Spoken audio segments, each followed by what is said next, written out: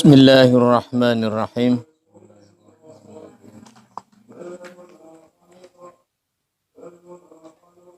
Manil waliyu. Soal ya, manil wali. Man sapane wong ai manil wali iku man sopo al waliyu utawi wali nikah. Al waliyu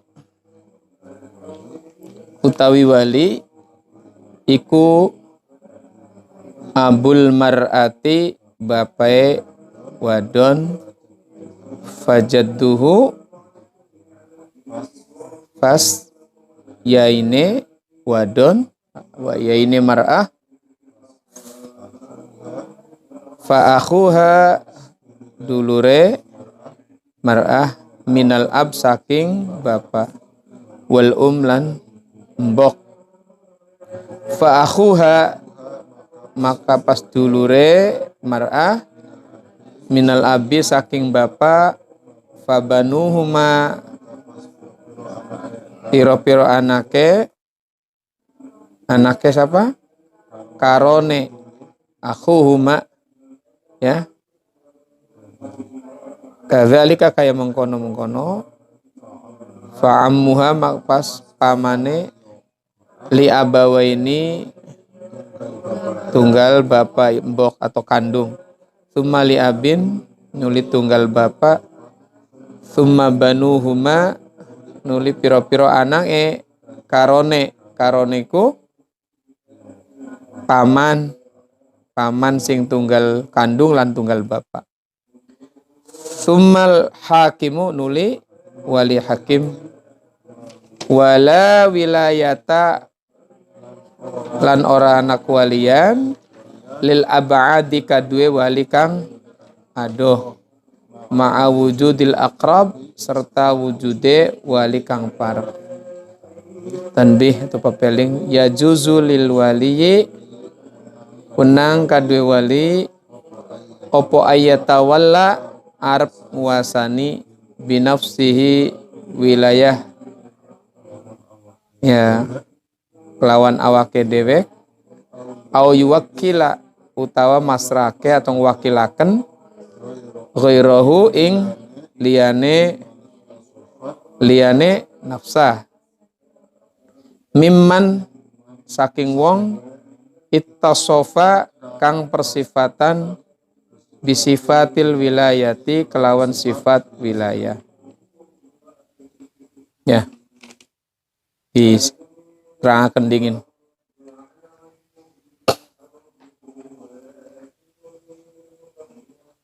Pertanyaannya siapakah wali itu? Wali nikah itu ada wali mujbir, ada wali ghairul mujbir, wali ab'ad. Ya. Wali mujbir ku siapa? Wali mujbir itu adalah wali yang punya hak untuk memaksa nikah. Memaksa siapa? Memaksa anak gadis. Ya. Mengawinkan anak atau cucu yang masih perawan tanpa meminta izin dari wanita tersebut. Ya. Jadi di sini hanya ada dua orang, yaitu bapak dan kakek. Bapak dan kakek itu bisa memaksa. Dalam arti begini memaksa tuh. Dalam arti wali tidak harus minta izin dulu pada anak gadisnya. Kena. Misalnya Jen Nok Dewi, bapak langsung, Nok kira tak kawinakan sekiki. Siap-siap ya. Nok Dewi setuju tak tidak setuju nggak Pak? Mungkin pertanyaannya kayak zaman Siti Nurbaya boy. Ya. Hak itu ada. Hak dari bapak dan kakek itu ada. Walaupun tetap saja kan seorang bapak dituntut untuk untuk bijak dalam menjodohkan anaknya. Tidak boleh dipaksakan sekehendak sekarang, apalagi sekarang anak gadis bisa protes, bisa mengadukan pada Komnas Perlindungan Ibu dan Anak atau Perlindungan Perempuan. Sekarang kan bisa terjadi itu. Dan kalau udah begitu ya negara akan campur tangan, pengadilan akan campur tangan, jadi repot. Jadi bagusnya yang jadi bapak sekarang itu ya harus merundingkan. Ya, bagusnya. Bijaknya begitu. Walaupun menurut mazhab Syafi'i wali mujbir itu yaitu bapak, kakek dan seterusnya ke atas kalau masih ada. Kalau masih ada, kalau umurnya panjang itu kan bisa saja buyut. Sekarang ada kiai di Banten itu namanya Kiai Haji Tubagus Romli Ghazali. Umurnya udah di atas 140 tahun. 140 tahun itu berarti sudah level kalau dilihat pada jalur generasi udah bisa sampai generasi kelima. Bapak, anak, cucu, cicit, canggah kalau menurut bahasa Jawa. Aja diganti cocot aja. Bapak, anak, cucu, cicit, canggah, wareng, udek-udek, siwur, ebor-ebor. Apa petarangan burak kan? Nggak hafal saya, tapi ada memang struktur itu. Orang Jawa itu kaya bahasa. Makanya yang namanya orang luar itu bingung dengan orang Jawa karena terlalu kaya bahasa. Orang Inggris mengatakan nasi padi ya rice, beras rice, nasi rice, nasi di dalam bungkusan daun rice, ya, nasi remuk rice, beras remuk rice, beras mambu tetap rice ya. Sampai waktu saya haji itu ada orang India tanya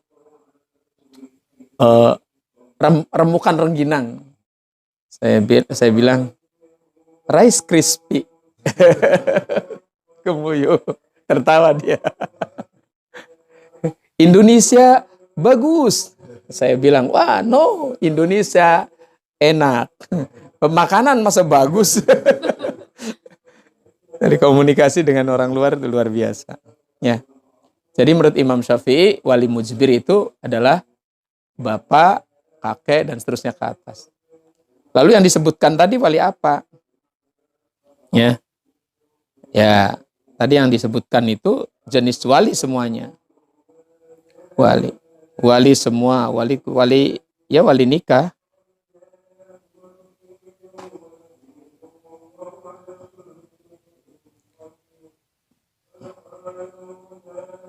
Ya, siapa aja tadi? Eh?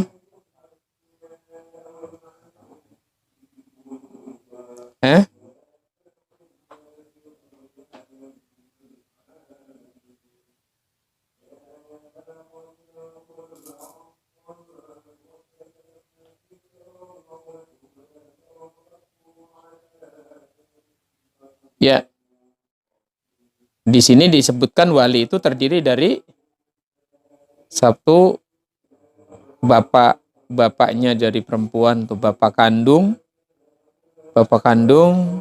kemudian kakeknya, kakek dari jalur bapak kandungnya, bapak kandung, kemudian seterusnya ke atas, lalu setelah kakek adalah saudara laki-lakinya yang sekandung, ingat, saudara laki-laki yang sekandung ya.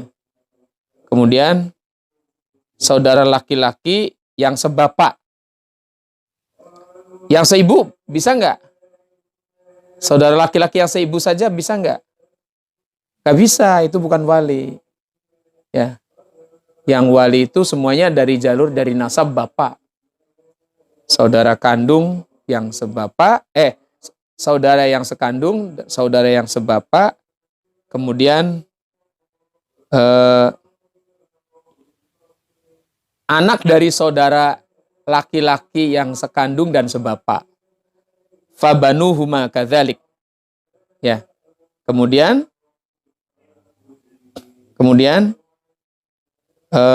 selanjutnya adalah paman dari bapak yang sekandung dengan bapak dan sebapak dengan bapak.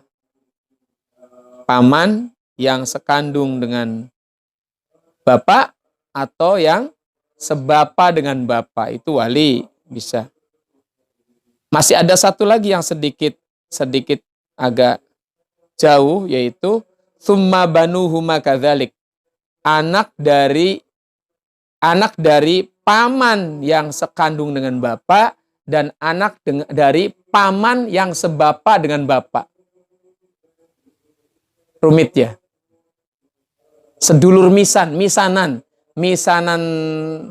dari jalur paman, misan saudara sepupu, tapi dari jalur paman adiknya bapak yang kandung maupun yang sebapak dengan bapak. Kudunya ditulis ning papan tulis. Ambiran jelas. Nah, wali yang level ini, wali yang level ponakan misanan, saudara misan itu sebenarnya dia juga bisa menjadi suami dari wanita yang dinikahkan itu. Karena kedudukannya hanya sebagai saudara sepupu. Dia bisa menikah. Ongkoy bisa ngwaleni, tapi dia juga bisa menikahi. Nah, setelah itu derajat selanjutnya adalah tsummal hakim, wali hakim. Ya, wali hakim. Wala wilayata lil ab'adi ma'wujudil aqrab. Dan setelah itu nggak ada lagi. Ya, saudara-saudara lain nggak berhak menikahkan. Hanya itu yang jalur yang bisa menikahkan. Ya juzulil wali ayatawalla binafsi au yuwakkila ghairahu mimmanit tasofa bisifatil wilayah. Seorang wali yang tadi disebutkan tadi strukturnya bisa menikahkan langsung, bisa juga mewakilkan. Ada di beberapa tradisi di masyarakat kita, terutama yang berdekatan dengan pesantren itu, mereka sering meminta berkah atau tabarukan dengan para kiai untuk menikahkan anaknya. Jadi mewakilkan. Bukan berarti nggak bisa menikahkan, bukan. Mereka berharap agar ketika menikahkan itu aura positif dari kiai atau dari ulama yang dimintai mewakili menikahkan itu bisa nurun, bisa netes pada berkahnya, bisa netes pada calon menantunya itu. Seperti itu. Ada harapan ikut didoakan. Jadi orang-orang pesantren yang mewakilkan pada kiai bukan berarti tidak mampu menikahkan. Sangat mampu karena memang menikahkan gampang sekali. Tapi kenapa mereka mewakilkan pada kiai-kiai tertentu? Karena itu tadi alasan tabarruk, malah berkah. Meminta orang yang hatinya jernih, hatinya dekat dengan Allah yang menikahkan, sehingga niatnya tulus. Niatnya tulus, jernih, dan berkahnya pasti akan sampai pada generasi selanjutnya setelah pernikahan itu. Sama seperti orang minta diberikan nama dari kiai. Dan ini tabaruk seperti ini dicontohkan pada zaman Kanjeng Nabi sendiri. Itu ketika pamannya Nabi, sahabat Abbas bin Abdul Muthalib, melahirkan seorang anak, punya anak lagi. Beliau bawa, dalam satu riwayat itu beliau dibawa anaknya itu di hadapan Rasulullah. Lalu beliau meminta nama pada Rasulullah, tabarruk. Bukan berarti Sayyidina Abbas nggak bisa ngasih nama, bukan. Sangat mampu ngasih nama. Walaupun zaman itu belum ada Google. Ya. Beliau minta didoakan. Akhirnya oleh Rasulullah didoakan, diambilkan sebiji kurma, kemudian beliau makan, lembutkan sedikit, kemudian lalu beliau ambil Dari wong Jawa lepehane ya diambil, yang lembutnya dimasukkan ke dalam mulut Sayyidina Abdullah bin Abbas, itu dimasukkan ke putranya Sayyidina Abbas, lalu dikasih nama Abdullah bin Abbas, yang ternyata kemudian doanya Rasulullah terbukti setelah sekian tahun yang akan datang, pada usia yang sangat belia, kalau nggak salah pada usia 17 tahun, sahabat Abdullah bin Abbas itu sudah menjadi mufti, orang yang bisa berfatwa dan dimintai fatwanya oleh Sayyidina Umar bin Khattab ketika Sayyidina Umar menjadi khalifah. Kan hebat, luar biasa. Ya, beliau ya bahrul ilmi, lautan ilmu saat itu. Nah, itu pokoknya kata Profesor Dr. Said Aqil Siraj itu, andaikat Dzurriyyatur Rasul itu mau belajar luar biasa serius, pasti mereka akan menguasai ilmu-ilmu itu. Karena jalur di atasnya begitu. Sayyidina Ali bagaimana beliau dikatakan sebagai pintu gerbangnya ilmu. Ana, kata Rasulullah, ana Madinatul ilm wa aliyun babuha. Saya adalah kota ilmu dan Ali adalah pintu gerbangnya. Siapa yang ingin masuk kota pasti lihat pintu gerbang. Kalau lihat jendela namanya pencuri. Bukan menuntut ilmu tapi mencuri ilmu. Seperti itu. Itu berkah, tabarruk, yang orang sekarang tidak begitu mengindahkan. Padahal keberkahan itu dituntut dalam setiap aktivitas yang harus kita lakukan. Contoh doa dalam pernikahan yang sering saya dengar adalah yang masyhur, barakallahu fi aqdihima wa baraka alaihima wa jama'a bainahuma fil khair. Barakallah, semoga Allah memberkahi fi aqdihima, pada akad pernikahan keduanya. Tuh, seperti itu. Keberkahan harus kita ambil dalam semua hal. Kita mau makan juga doanya adalah berkah. Allahumma barik lana, ya Allah berkahi kami. Fima rozaqtana, pada apa yang telah Engkau rizkikan pada kami. Wa qina adzabannar. Nah, itu benang merahnya dengan terakhir. Wa qina adzabannar, jauhkan kami dari siksa api neraka. Ada hubungan apa antara berkah dengan siksa neraka? Dengan terhindarnya dari siksa neraka? Sangat panjang hubungannya. Kenapa? Karena keberkahan itu pasti akan menimbulkan sifat-sifat positif, perbuatan-perbuatan positif yang keluar dari sosok yang mengasumsi, mengkonsumsi sesuatu yang berkah. Pasti akan mengeluarkan